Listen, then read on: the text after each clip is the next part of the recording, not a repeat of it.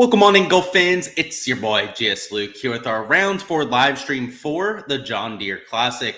Gonna make sure you have all the information that you need to go out there, build some DFS lineups, enter some prop slips, and finish your week strong. But first off, welcome on in wherever you guys are. Whether you're watching this live, an early shower down there, an overachiever, some would say, like a Jacob or a Steven. Cheers to all of you guys. It's, of course, Saturday, so hopefully you're having a fantastic day. Or if you're one of us watching there on replay, the only thing I ask from you guys is that you smash the like button on your way into this live stream and that you hit me up with, first off, just say hi down there, and then hit me up with any questions that you've got. I first off want to mention our sponsor and presenter for this live stream, which of course are our friends over there at the Ship It Nation. They are your source for all your needs for DFS, whether it's PGA DFS like we're talking about tonight, or a variety of different other sports. That's why they're the perfect partner for this channel, because I only cover what I know, what I'm an expert in, which would be golf and then PGA over there with football. I shouldn't say PGA, fantasy football over there on that end. But over there at the Ship It Nation, you can get all of those sports covered that you see. You've got NBA projections, hockey, MMA for the UFC. You've got NASCAR projections, a variety of different sports that I have no idea how to cover. Over there, they've got a whole team of experts that are not only out there creating projections, ownership, strategies for every single slate, but they're also actively taking down GPPs. So, of course, right, you're probably already familiar with them if you've been a regular here on the channel. But if you're new to the DFS scene, you're trying to find the site that go out there, give you information for all the different sites that you're playing, all the different sports that you're getting exposure to, well, make sure to check out the Ship It crew. They're, again, the best of the business. They're not going to price gouge you like a lot of other sites out there. And you get a lot of value over there with the Ship It Nation crew as well. But with that out of the way, the plug aside at the beginning of this live stream, let's go ahead and talk about what to expect for tomorrow. So we're going to start it off with a look at the golf course, talk about course conditions, how that's going to play out there for Sunday. And then afterwards, we'll go through DFS. And then towards the end of the live stream, the third section is going to be where we talk about props and whatnot. So if you have any questions at any stage, do not feel shy at all to go ahead and throw those down in chat. But that's going to be the table of contents or the schedule going forward. Golf course / weather, DFS, and then props there at the end. Let's see what's going on. We got Jacob says, let's go. Happy Saturday. Cheers to you. Couldn't agree anymore. You get a birdie. You get a birdie. Everyone gets the birdies. Yeah, you've got the Oprah Winfrey meme out there. I love it, Steven. Welcome on in. Best shot for top 20s that are outside the top 20. I'll have to take a look at the leaderboard, but you know, I would say, I don't know if there's a certain reason you're looking for that, like whether it's an outright bet, whether you're doing it for like a underdog bet or something. So let me know the context there, because that really matters with that discussion, right? If you're just saying like who's got the best chance to finish top 20, well, it's probably the guys that are like one shot out of the top 20. So if you're more so looking for guys that have the chance to pop, maybe for an outright bet, that sort of thing, just give me that context, right? Because that'll be really helpful with that. What's going on, Brian? You said, what's going on, mate? Hopefully you're having a solid Saturday. And yeah, you're seeing for outrights. So I'm assuming you mean for a placement bet, right? Out there for a top 20. I'll take a look in a little bit. I don't know off the top of my head.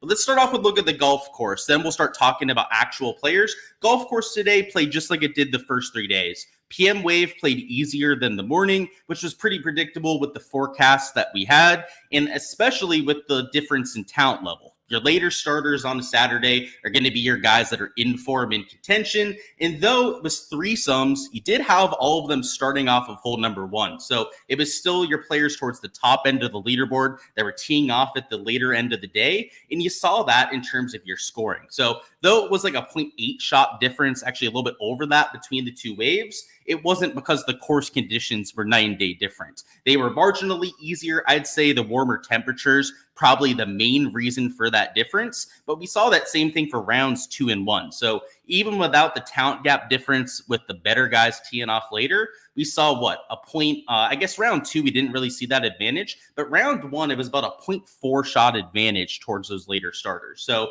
I would expect to see a similar thing out there for Sunday, because once again, if they're doing the threesomes off of hole 1, it'll be the same situation. If it happens to be twosomes off of hole number 1, Tee times, by the way, should be dropping any minute now. So at some point, we'll get an update on what they're doing for tee times. But no matter which way they, splice it up, unless they choose to go off of threesomes off of both tees, which I just can't see them doing. Unless they do that, the later starters are likely going to get that advantage again, which the unfortunate part is, and I could just bring up the forecast, I guess, here. It looks very similar to what we had on Saturday. Unfortunately, that kind of forces us into some chalk, right? Because the later starters on Sunday, heck, even Saturday, it was the same way. Your later starters are the players with ownership, the ones that are there towards the top end of the board. And on Saturday, you get some ownership concentrated on those players, as people love playing themselves an informed guy. But on Sunday Showdown, when we have the placement points, and your casuals love to gobble up all those placement points, well, you're going to see a lot of ownership there too, out there for Sunday Showdown, even more so than what we had for rounds 2 and 3. So though the weather is likely going to favor the later starters, unfortunately, that's where all the ownership is going to be as well. So the weather situations that we really love out here for like a round 3, round 4 showdown are when the morning starters are getting the better end of things. That's not the case out here for round 4 showdown. So we got to think about how we want to approach this kind of slate. We want to take some later starters because we're going to need some placement points. We also know that they're probably going to get marginally better conditions. However, we're going to need some earlier players. If we're only taking the later starters, we're going to have a really hard time finding anyone that's low owned. Because if you take a look at the ownership for the guys that are starting, and again, we don't have the exact tee times yet, but I'm assuming, right, they're all starting off of hole number 1. If they're doing that, the guys that are starting towards the latter half of tee times, and especially like the last hour and a half of tee times, you're going to struggle to find somebody that's sub 10%. Even your pure scrubs down there in the 6K range for guys that are starting there in like T20 are all like 10 to 15% owned. So if your player pool was only those players, good luck out there in the large field GPP. Now, if you're entering like a single entry, a smaller field GPP where there's going to be like sub 2,000 entries, maybe you can get away with that, right? Only taking a few guys that are going to be like 8 to maybe 12% owned to get different. Large field lottery contest, though, good luck trying to take it down with all that chalk. So I would say in your large field lotteries, you're going to have to embrace some of those earlier starters that are likely going to have worse conditions than the players that are going off later and are also not playing as well and have a lower floor, right? The guys that are going off earlier don't have as much to lose. They're going to go out there and play very aggressively. And if things don't go well for them, well, it could go sideways rather quickly. So it's a real tricky slate, in my opinion. I think in the large field lotteries, you're going to have to try and take some shots on early starters to get that leverage and hope that you get it right. And it's going to be really tough to go out there and find the right sort of player. So personally, I kind of like the smaller field GPPs more. I'm still comfortable taking some middle to early starters for some leverage, but it's not like I'm in love with all those players. And when you add in that weather component, is why I think it is such a tricky showdown slate to go after. So it's not like I'm not going to play, right? I just want to throw it out there, though, that this one is not just a quick plug and play where we say, okay, only play the morning guys, right? And even though it does favor the PM side, right, it's not a slate where we can just say, go out there and only play the PM guys. I guess the exception to that would be cash, play PM guys and play guys towards the top end of the board. You need those placement points and you need guys in the optimal conditions. In single entries, you maybe get away with like 5 of those players in the lineup. Lotteries, though, good luck for Showdown tomorrow. It's going to be a tough one for sure. So the way I'm handling it is in my lottery lineups, which I'll have them out there for tomorrow. Probably not going to have as many as I typically would, just because I don't think this slate is worthy of entering a bunch of lineups. Most of my heavy exposure will be out there on like single entries, smaller field stuff like I was mentioning. But in the lotteries, I'm going to have some really nasty plays. I'm going to have some guys that are starting off early that didn't show it out there for round 3 that I'm hoping can go out there and find some lightning in a bottle. So that's it for the weather. We'll talk about this a little bit more when we talk about props later. But just like Saturday, looks a lot calmer than what we had for round 2. So just like scoring conditions were a lot better for Saturday, they're likely going to be well under par for round 4 as well. So though moving day pins, moving day setup, like them moving up hole number 14 will make things easier. And that's why it played a hole 2.26 under par. Round 4, I'm expecting around a 1.75 under par scoring average. So I still think you're going to see plenty of birdies out there. I still think you're going to see plenty of low rounds, which is why when we talk about our player pool here in a minute, I think you can take some of the earlier starters. Though those placement points are going to matter for your later guys, when you've got a bunch of, and I'll just sort this by score today, when you've got -7, -8, and -9 rounds out there, well, placement points don't mean as much, right? When you can make 8, 9 birdies in a single round, well, you're going to vastly outscore somebody that shoots like -4, -5 in top fives. Like that guy that shoots -9, maybe even a -8 score, even if they're finishing middle of the pack after Sunday, they're going to outscore some of your mediocre scores towards the top. So it's worth pointing that out because, I mentioned the trickiness with the weather over here, but you can take some shots on early guys. It's not completely impossible for them to get there. So speaking of that, let's bring up our projections now and kind of talk through our strategy. So we're going to talk through some highlighted plays on here. I also have some ownership numbers on here for guys that I don't have as highlighted plays. So see, right, like Sunjay M will be a guy that we'd normally talk about, but I added the ownership numbers for Aaron Rye, Davis Thompson, and guys like an Eric Cole down here, just to give you some perspective on the other ownership numbers in this range. And I tried to do that the whole way down. So the way I did it is I tried to point out somebody that was overly chalky in each range. So like a CT Pan, somebody like Seamus Power, right, was somebody that was pretty chalky. A Carson Young, we'll talk through it, like $7,200. We're also added to the sheet for this round 4 showdown stream. So not something that I always do out there for this content, but wanted to change it up a little bit out here for Sunday. Let's see.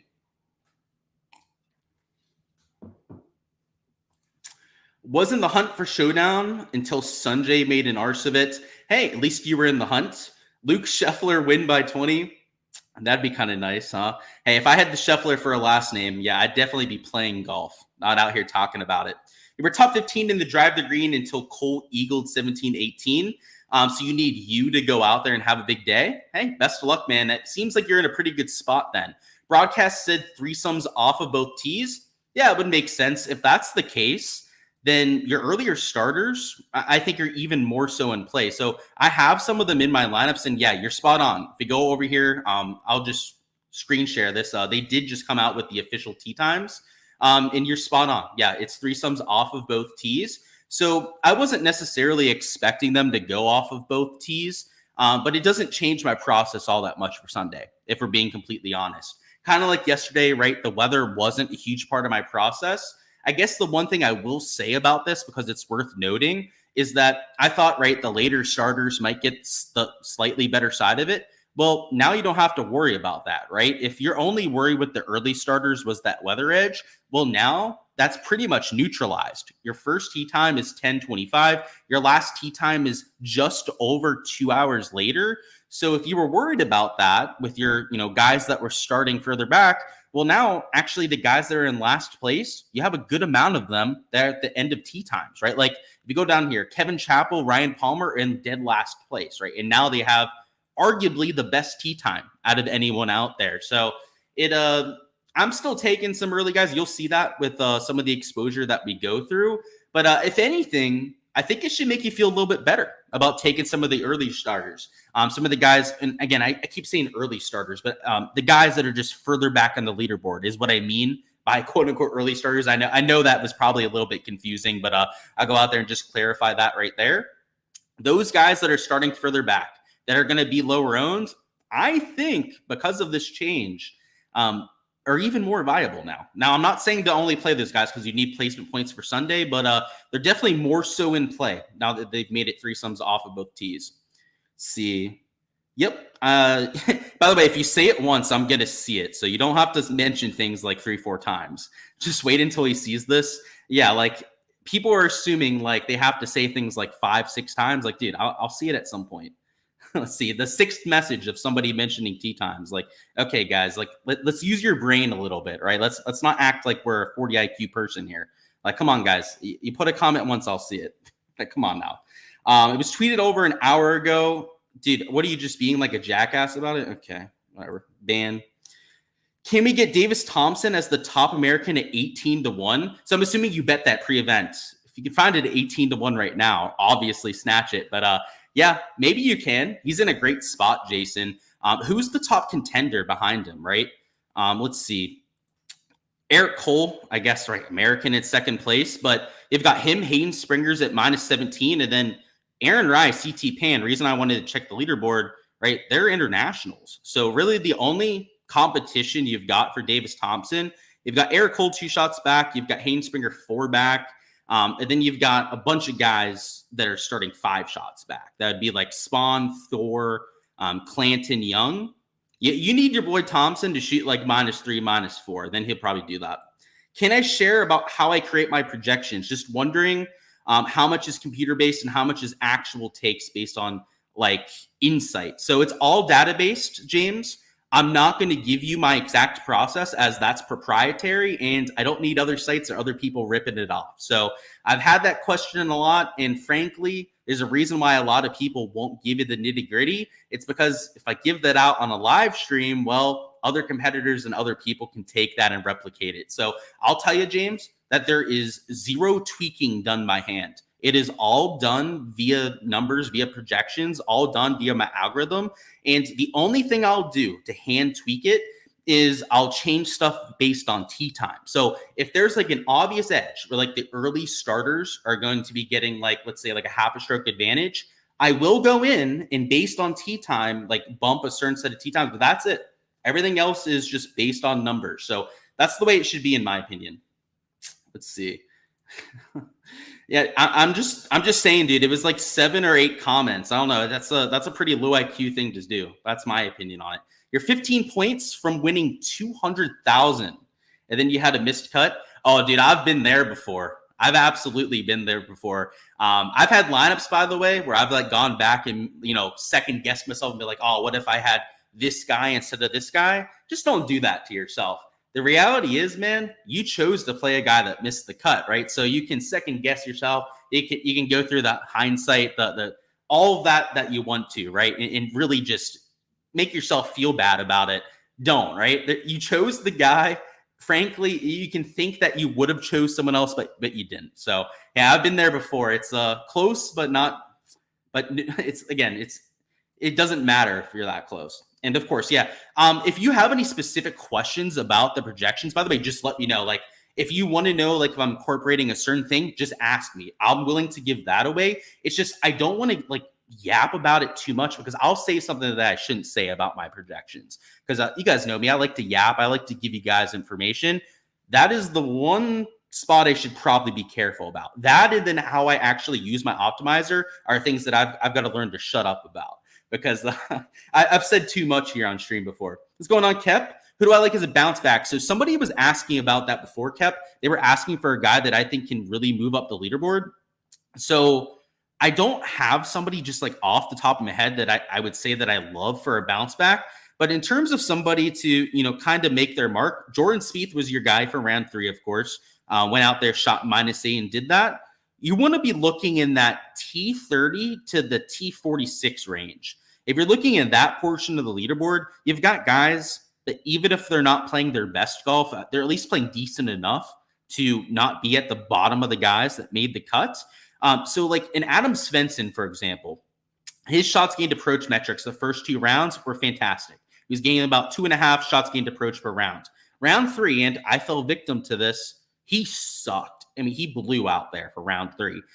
Reason I know that is I bet him for a prop today, and he missed by an absolute mile. Now, you'd probably think that, I'd be hesitant to try and get back to that kind of player.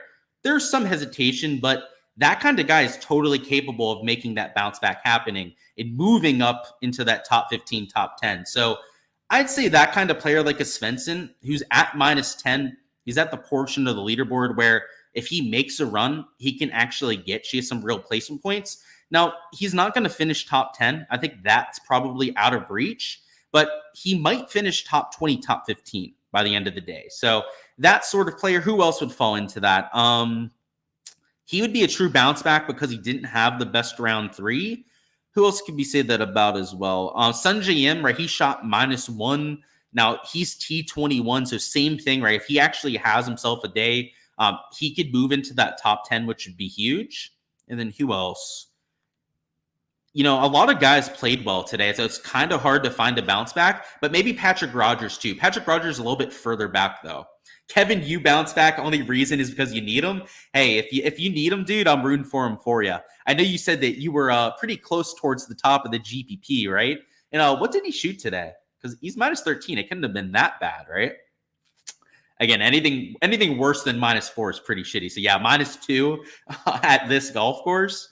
I think he's got a good shot. Let's look at his shots gained. I'm on the other tab, by the way. So if you're wondering what I'm looking at, he's been striping the irons this week. He's been good enough with the putter. I like your chances, my man. Yeah, he shot -2 today, I believe, actually, not -3. So you're giving him an extra stroke. So you might want to reprimand him a little bit more. All right, let's talk through some of these guys that I like. So if you're going to take an option up top, a lot of people are going to be drawn towards an Aaron Rai, Davis Thompson. And I kind of get it, right? You're trying to go after placement points. You're trying to tail form. But just like I mentioned before, when you get in an easy golf course like this, you get a birdie fest where you're going to get these -7, -8 rounds. Even if Davis Thompson or Aaron Rai win this golf tournament with like a -5, -6 round, if Sanjay goes nuclear, like he's prone to doing at these birdie fests, well, it might not matter, right? And even if it's just a -6 round, he sneaks into that top 10, that could very well outscore one of these guys winning with a -4, -5 round. So if you're going to give me a lower owned Sanjay M, and in the case of like Sanjay versus Davis Thompson, it's not quite half the ownership, but it's approaching about half the ownership right there. And give me that player all day. So I think the placement points matter. You're going to see some spots, right, where I am trying to prioritize guys towards the top end of the board. But with Sanjay M, he's one of the special examples of me betting on talent. And it's not just me doing it with a top end player. Scotty Scheffler is a great example of a guy that I'll do this on for a lot of Sunday Showdown slates. But I'm doing this in other spots of the leaderboard as well, other spots of the pricing as well. Worth pointing it out because we're only going to talk about a certain amount of plays here on live stream. Of course, my entire player pool rate is posted on Patreon, but only so many that we can talk up here. There are other spots of the leaderboard where you're going to get a real chalky guy, and it might not be as chalky as Davis Thompson, who's your highest owned player on the slate, but you're going to get somebody down that 7-8K range and is double, sometimes 3 times the ownership of guys around him, and it's only because he's starting towards the top. And you're sometimes around those really chalky players, you're going to find somebody that long-term is just a much better player than that really chalky option. And that is like 3-4 times lower owned. In my opinion, you're going to have to take your stands on some chalk for sure. And there are some chalky guys that I'm mixing into my player pool. However, those lower owned options are just as important, especially for those lottery kind of contests. So Sanjay's not a true pivot, right? Because he's not going to get you that sub 10% or that sub 5% that you're hoping to get in one of your 6 spots, but he is going to give you some slight differentiation towards the top end of the board. Going down a little bit further, Denny's getting some ownership. Clanton, Mitchell, Eric Cole, as you can see, are all guys that are getting some steam there as well. But Jordan Spieth, who's not low owned by any means, they're at like 19.8%. is surprisingly not higher owned than he should be. I mean, he's only 9,400. He's probably cheaper than you'd likely expect coming off the kind of round that he had there. And in terms of projection, if you're just looking at raw projection on the slate, he's the number 1 or number 2 projected play. And actually, I think he's number 1 on the slate when it comes to that projection. So down here at $9,400, we're getting the best player in the field, at least based on the numbers, at reasonable ownership. So, he's one of those spots that I'm taking as a conviction play, right? Same thing like Sanjay M. I'm going to have to play him in 40% plus of my lineups to go out there and get some leverage, which is what I'll do with a player that's actually worthy of being chalk. A player that long-term is one of the better players in this field and that per the projections is really popping. It's worth noting that down here in this 9K range, there's a ton of chalk, but the byproduct of that, and pretty much everyone I'm highlighting here is getting some sort of ownership, is that no one's overly chalky. So I wanted to point out Eric Cole here at like 16.8%. That's higher ownership than you'd probably like. But because you have so many guys that are also starting up there in the top 25, he's not the 25-30% that he could have been. Because a lot of times, if you're starting up there in second place, you'll be like 25-30% owned.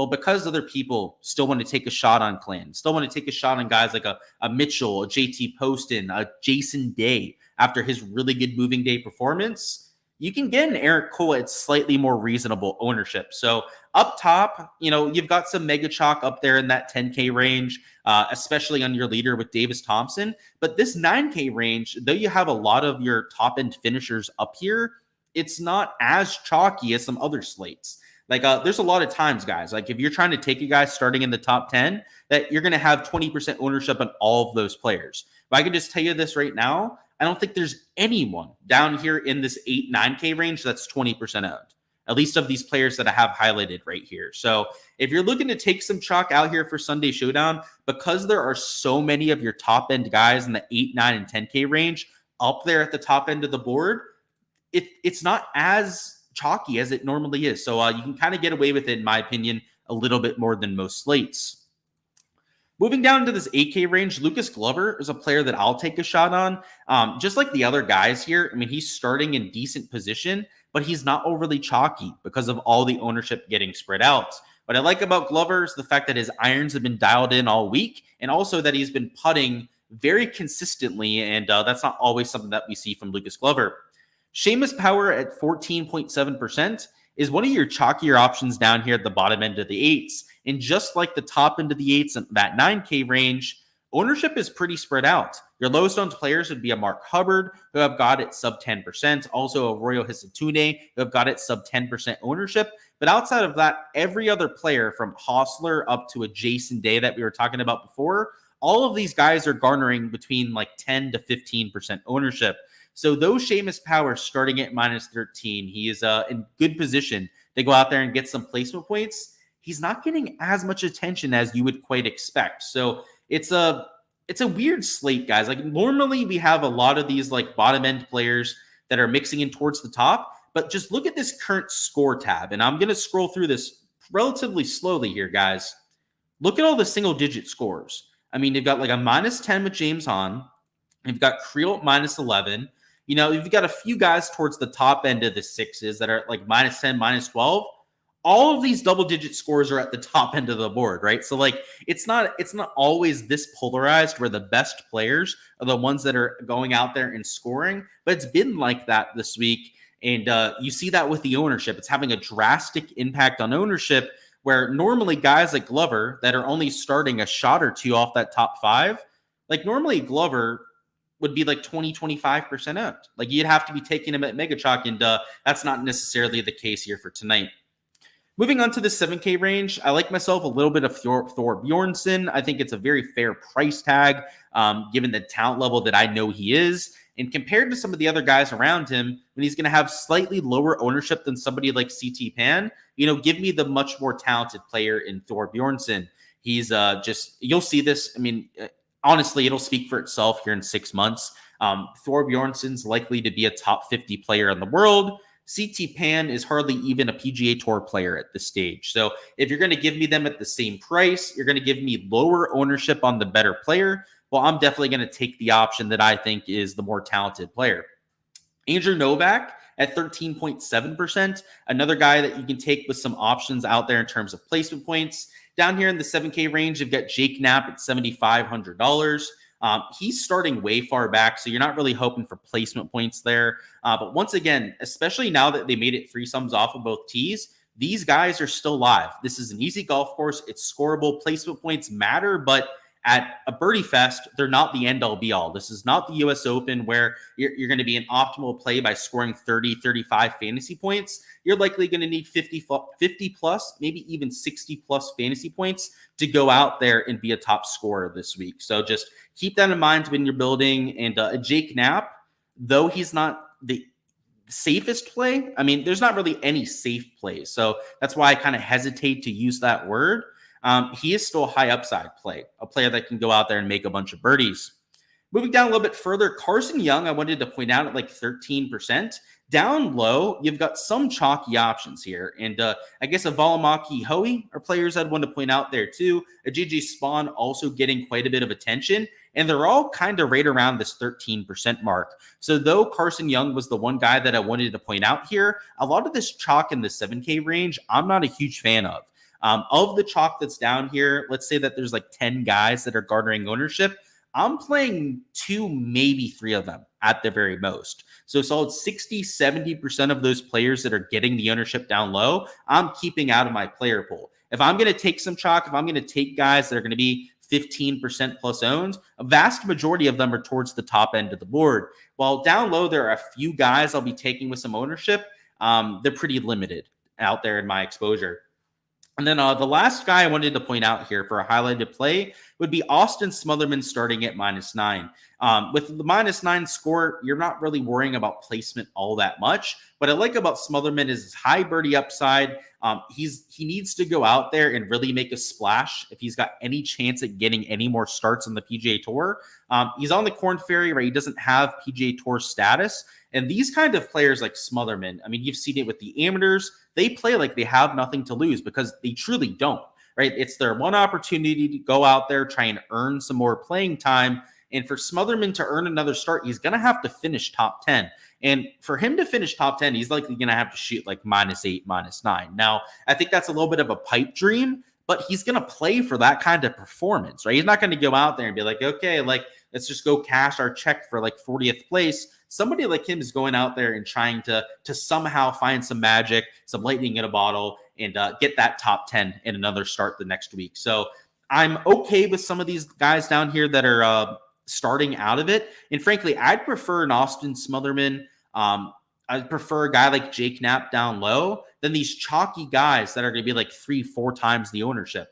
And sometimes it's only like double the ownership. Like you can see, right, Jake Knapp is like 7%. But Carson Young, who is an inferior player, right? He's a lower talented player, right?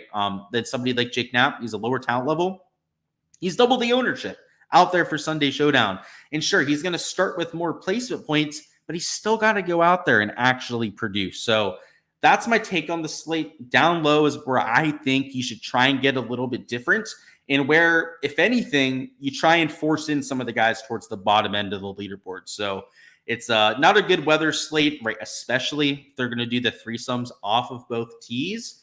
But it's still one that I think you can find a little bit of an edge with, right? Especially when you lean into that game theory edge and do a little bit of line shopping out there with your players. And by line shopping, I mean like just comparing your shots gained metrics. Line shopping probably wasn't the best word, but just taking a look at the shots gained approach stats. Let me bring this up, by the way, over here in Data Golf.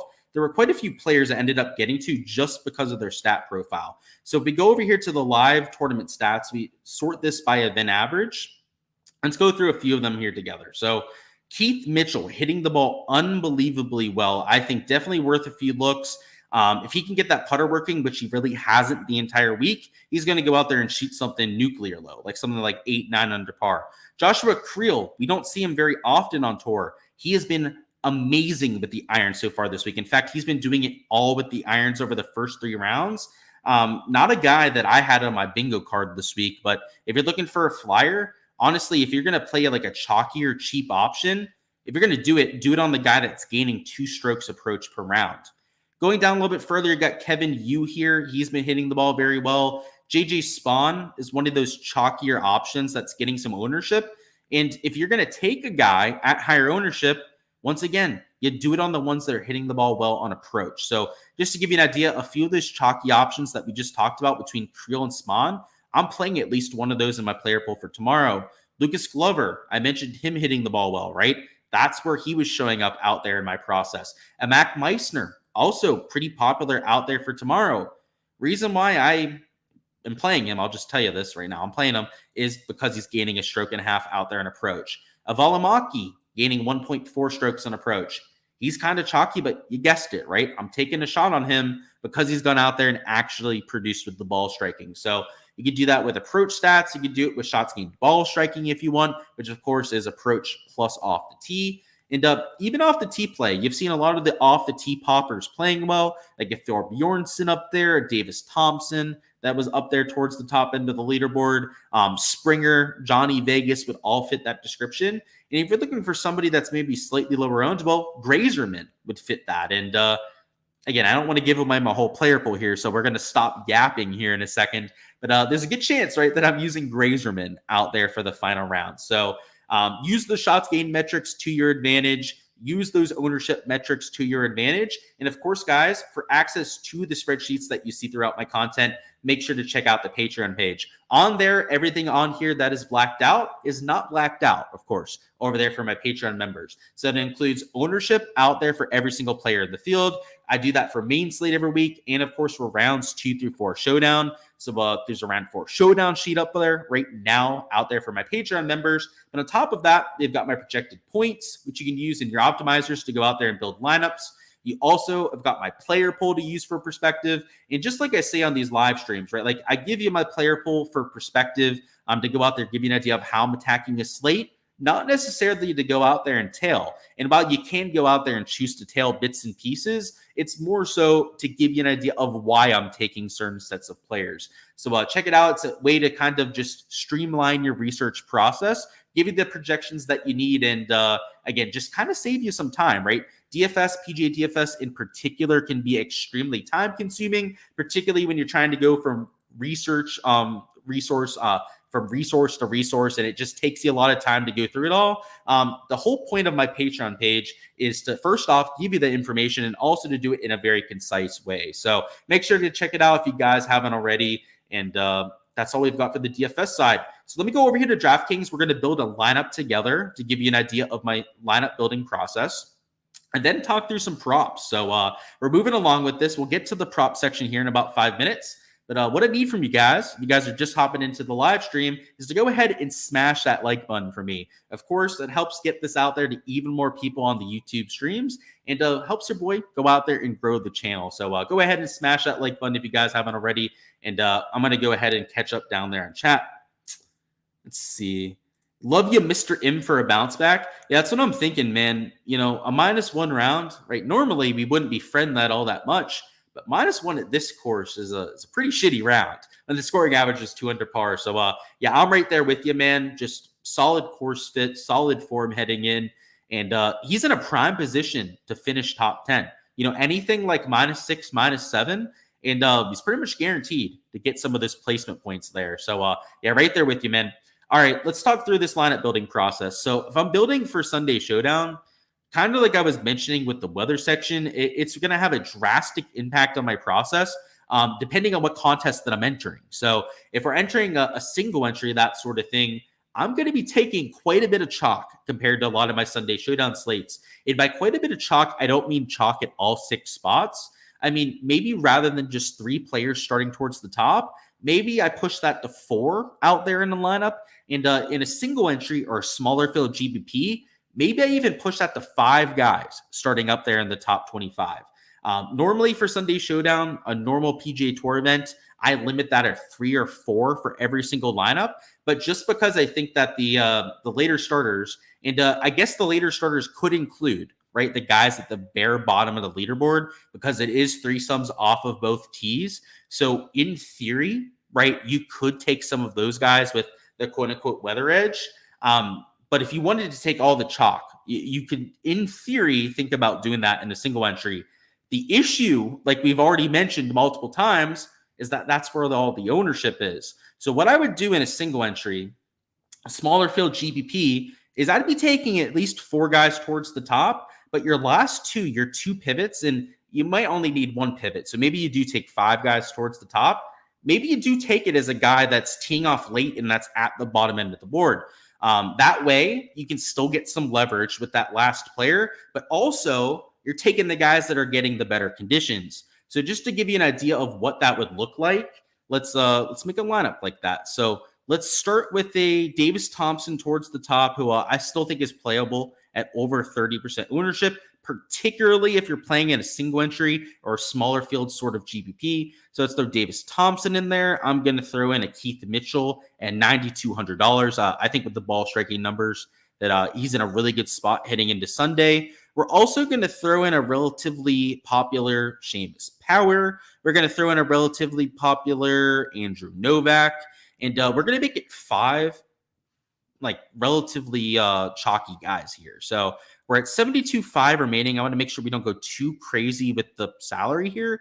So let's just take JJ Spawn. So what we've done here and this is again, this isn't the big lottery contest that this lineup would be built for. This is more so like a smaller field single entry. We've got quite a bit of chalk in this lineup. The only reason I'm doing that is because I think the later guys, right, are maybe getting the better side of things, and because our last man in we can really force in some differentiation. So what we can do here is we can go down and take like a Ben Coles. Ben Coles, because he's -5, he's in tied for 69th, is going to have one of the last tee times of the day, right? But he's going to be starting on hole number 10. That's the only difference compared to the guy starting in first. So he's going to be going off later when ideally was getting the better side of the draw, and he's going to be sub 5% owned because he's starting so far back. So what you did with this lineup is you've got some placement points, which you won in a single entry, you won in a smaller field contest, but you also kind of played the weather edge here, right? Because you took a lot of these later starters.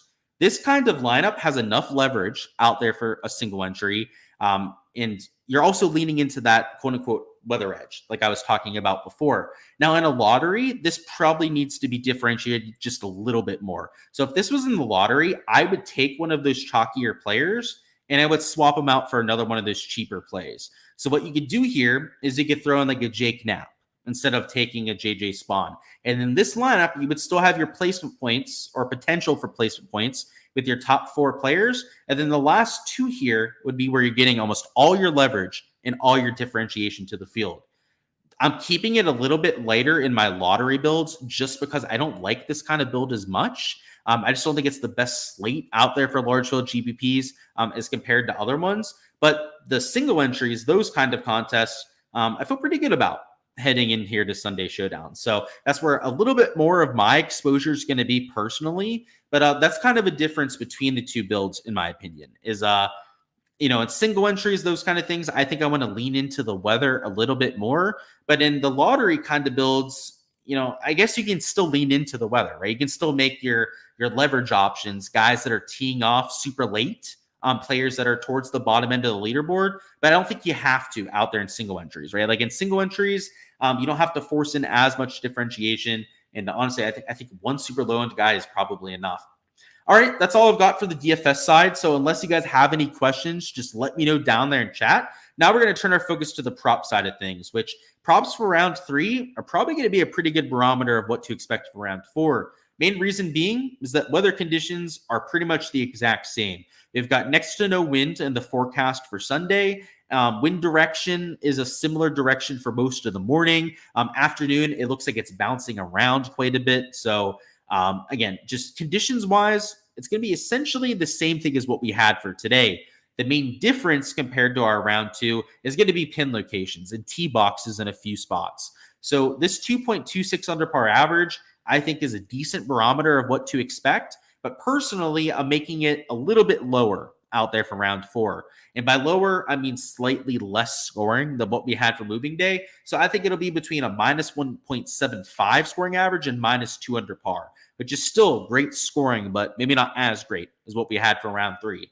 Your birdie average, I think, will go slightly down. I think it'll be around 4.25 per round. So I don't think it's going to move that much, but maybe just a little bit. Your bogey average, I think, is going to stay pretty similar. I actually don't think that one's going to move that much compared to what we had today. And then your fairway and green average, I'd have to think your fairway average will go up if they move back the number 14 tee box. 14, by the way, for just joining us, was the drivable par 4 that they had today. So if they move back 14, fairway percentage is going to go up because that becomes a layup hole off the tee if you end up moving it back. And when people are going for that off the tee, it's only like a 50-50 fairway percentage. If they move it back and it's a layup hole, it's like a 99% fairway percentage. So the main differences I would say out here for round 4 would be slightly less birdies. I would say more fairways, which again is contingent on them moving back that 14 tee box. And then your green average is probably going to stay the same. So again, a lot of that is because the weather situation is almost identical to what we had for round 3. The only major difference being what they're doing the hole 14. And just to show you guys what I was talking about, because you may not have been watching the broadcast before, this is what they did at 14. So the tee box they normally use is this one in the back. They just moved it up 1 tee box. So it's not like they did anything too crazy there. But what you get is you make it a whole lot more reachable. And because of the pin location there in the back left, it made a whole lot of sense to go for it because you had the room to run up chip shots and try and get it close. So when they rounds 1 and 2, I guess just to show you this, right? Round 2, they moved it back.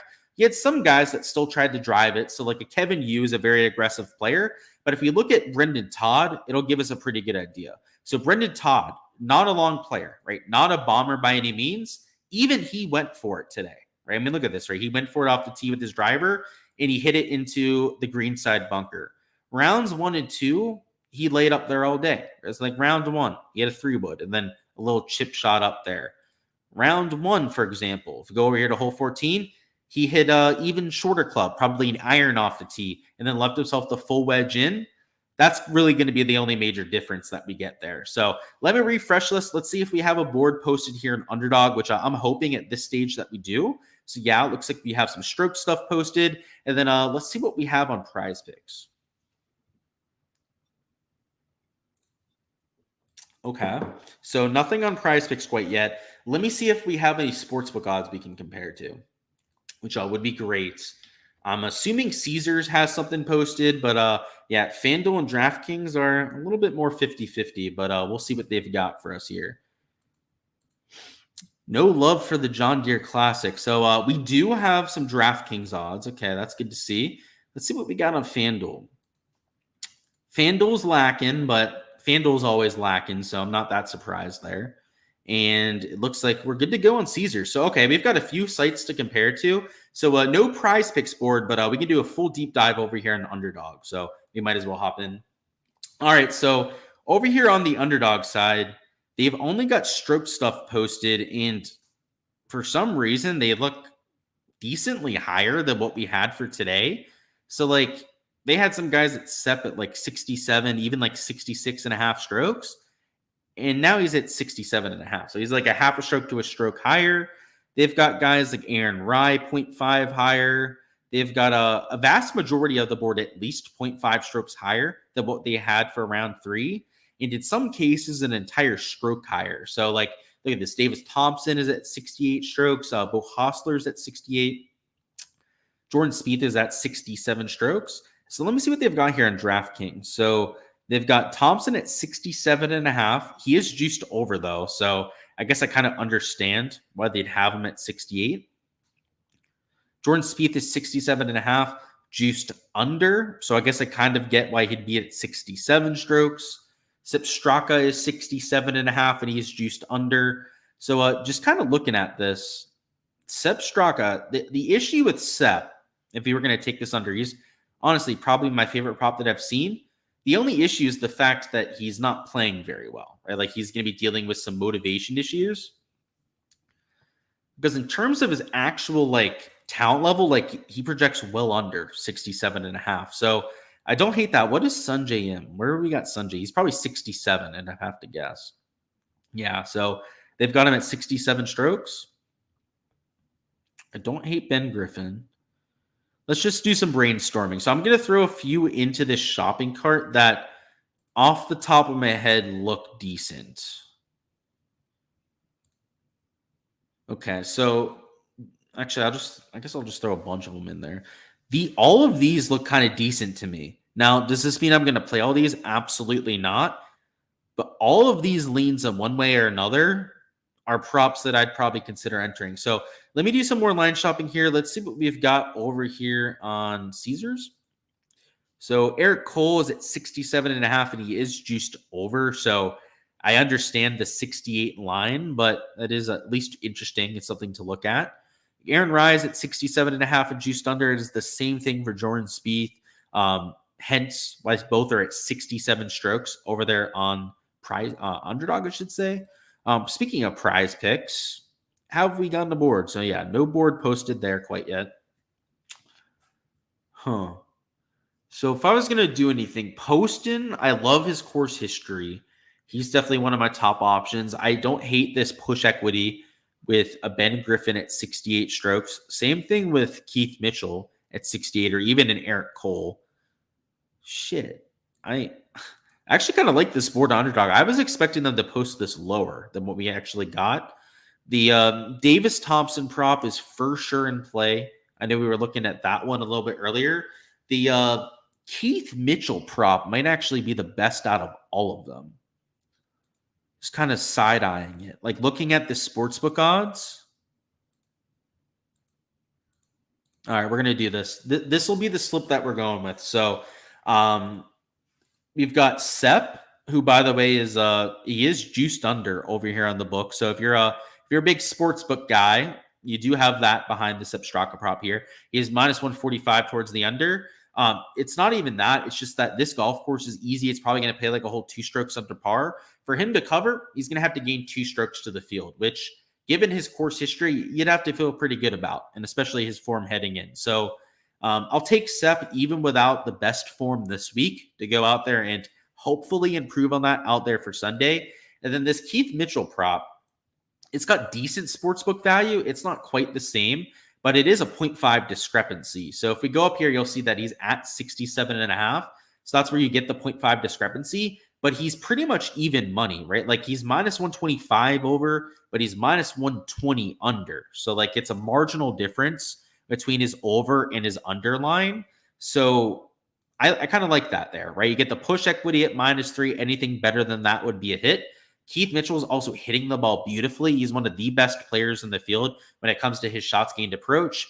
Just to give you an idea, if we sort this over the first 3 rounds, Keith Mitchell is gaining 2 strokes approach per round. That is literally only behind Joshua Creel, right? He's number 2 in the field in the category. If we go out there and find Sep Straka, it's not as good, right? Sep Straka, there's a reason why he's got the earlier tee time. So he shot like what, -7 total. He's losing with the putter, which is actually kind of atypical. He's a much better putter than that. But every other category, the ones we actually care about, from tee to green, like your ball striking stats, your around the green stats, he's positive in all 3. So his stat profile has actually been pretty decent this week, right? He made 5 birdies today, just mixed in a few too many bogeys to go out there and have a score. But he's playing much better than I think the score would indicate. So that's why I think that these 2 are pretty solid props. And again, the sportsbook value would kind of back that up. So we don't have anything posted on PrizePicks yet. So I guess we'll just take a look at pick 6 and do that and hopefully delay enough to get a board posted over there on PrizePicks. Alrighty, so let's take a look at the PrizePicks board. So you've got Sungjae, McCarthy, Spieth, and Straka at 5.5. That is, I think, a pretty fair projection on all 4 of those players, but nothing I'd really be considering for an over and an under. I'm more so trying to look at the strokes lines here, which are pretty low. I mean, to have Sungjae at 66.5 and especially like a Denny at 66.5 strokes feels very aggressive. So I think if I was going to do anything here, like as much as I hate to say it, it would be something like this. It'd be like fading Denny, like maybe even potentially fading one of these fantasy score props because I'm sure they're tied into what they have for like their strokes lines. So maybe you go over here and you would like take that and then fade like a Doug Gim who's not having the best week. This board is 100% too optimistic. Like 5.5 birdies, like I think that's kind of okay. But these strokes lines are far too optimistic in my opinion. Like just for example, right, Rye is posted 0.5 higher over there in Underdog. Straka's an entire stroke higher. Davis Thompson is an entire stroke and half higher. So I guess you could throw Davis Thompson into the fade category here. It's not like I like fades. I'm not going to be entering any of these myself because I can't enter anything on pick 6 down here in Florida. But if I could, I'd probably enter it pretty light. Like I would go for some of these fades. I for sure would not be taking like unders on strokes on this site. It's just the pricing is not, worthy of taking those kind of props. If I was going to enter anything though, I'd probably keep it light and enter some fades over there on that side. They dropped finishing position on Underdog. Did they? Yeah, I know that they've done that before, right? So it's like what, top 5s and top 10s.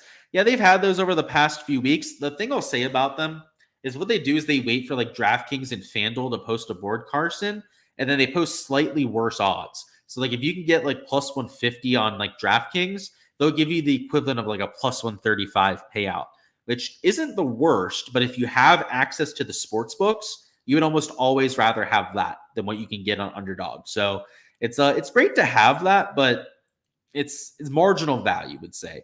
Yeah, the 66.5 is crazy, man. Like I said, if anything, I guess you would fade people, but I mean, like, even then, you're fading people at a birdie fest. So it's like, how much are you going to love those picks out there? So let's see. Did we waste enough time to get a PrizePicks board? It doesn't look like we have. So just like I was saying out there with my player pool before, guys, for all the exposure that I'm getting to, make sure to check out my Patreon page. On there, I'm going to be posting all the different slips that I'm entering and all the different pieces of exposure that I'm getting to as well. So whether it's some pick six leans that I'm throwing on there for my people, underdog props, PrizePicks whenever we get that board, all of that is posted over there for my Patreons. If you want the showdown stuff, all of that for DFS, make sure you join the DFS tier. The prop tier is where you can get all of the slips and analysis for the prop side. So I separate it into each tier, so you're only paying what you want and paying for what you're actually going to use out there. And then on top of that, we also have a combined tier. So if you are somebody like myself